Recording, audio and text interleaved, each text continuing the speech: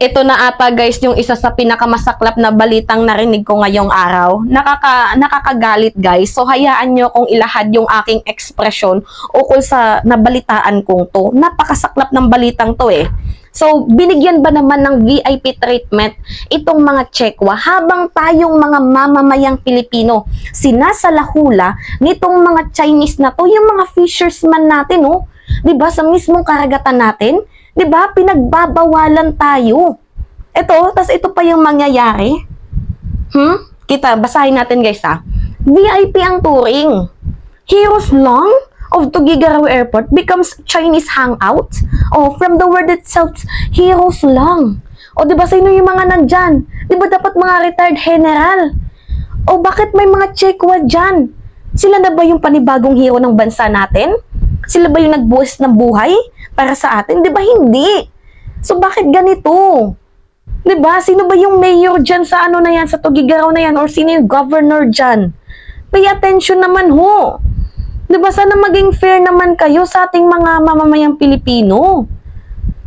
So, ganito kasi guys yung kwento. Merong isang nag-post, Facebook post, babae siya na naglahad ng kanyang pagkadismaya. Dahil sa Heroes Lungs, bakit yung mga Chinese, yung maging VIP, at yung mga retired general, hindi? 'Di ba? At isa sa mga nakakagalit sinasahalahula na nga tayo sa mismong lugar natin, tapos ganito yung treatment nyo sa kanila? Hustisya naman dito. So basahin natin. Retired Marine Colonel and Medal of Valor awardee Ariel Quirobin has flagged the apparent red carpet treatment being given to Chinese at Tuguegarao Airport in Cagayan. So sabi niya, in a September 23, 2023 Facebook post, Quirobin expressed dismay after he and other retired generals were banned. Hindi sila pinapasok, not allowed. 'Di ba?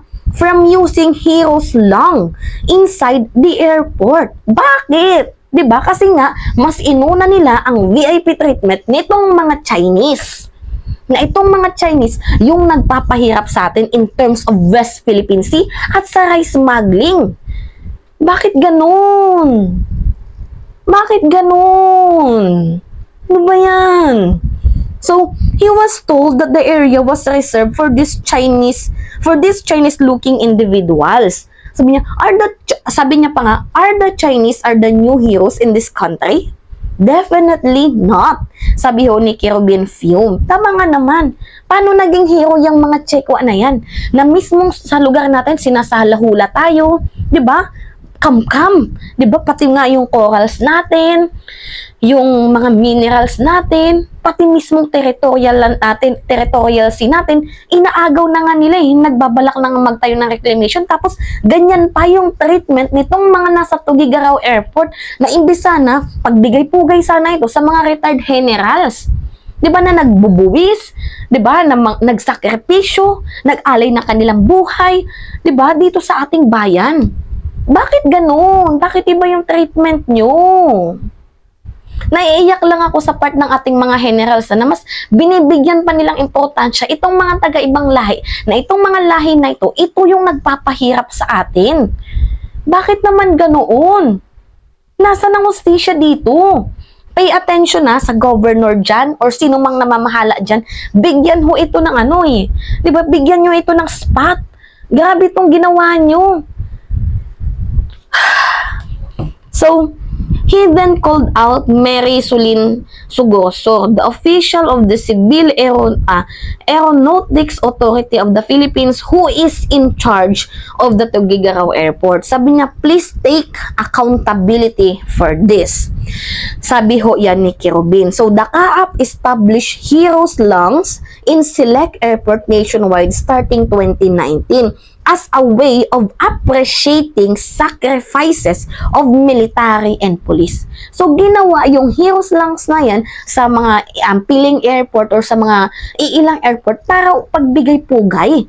Diba? Pagbigay importansya dito sa ating mga military, sa ating mga militar na nagsakripisyo ng kanilang buhay. 'Di ba? Tapos, yung mismong mga retired generals natin, bawal gamitin yan. Kaloka kayo. 'Di ba? Nakakagalit. Kahit kayo guys, magagalit kayo sa puntong to na hindi nyo masabi na ano yung nangyari dito sa Pilipinas. Pilipinas, ano na? 'Di ba? So, the long, which has comfortable seats and free Wi-Fi connection, should only be used by uniformed personnel. So, dapat ito, ginagamit lang ng mga uniformed personnel. Pero bakit ho, di ba, ginagamit ito at mismo naging VIP dito, yung mga check-one na dapat sana dito, yung mga personnel, mga retires, di ba, yun ho yung mga dapat gumamit dyan, mga retires general. Pero bakit ho, mas binigyan yung importansya, itong mga check-wa. Itong mga kalaban na kumakalaban sa atin. Itong mga nagpapahirap sa ating bayan, bakit sila yung may importansya? Kaysa sa mga taong nagsakripisyo, nag-alay, nagbuwis ng kanilang buhay para sa ating bayan. Tapos ganito yung eksena nyo. Nakakahiya kayo. Kasuklam-suklam niyang ginawa nyo. Hindi makatarungan. Hindi makatao. Dapat sana bigyan ng damage dito or ng charge kung sino man yung in charge dito, bigyan ng ano eh.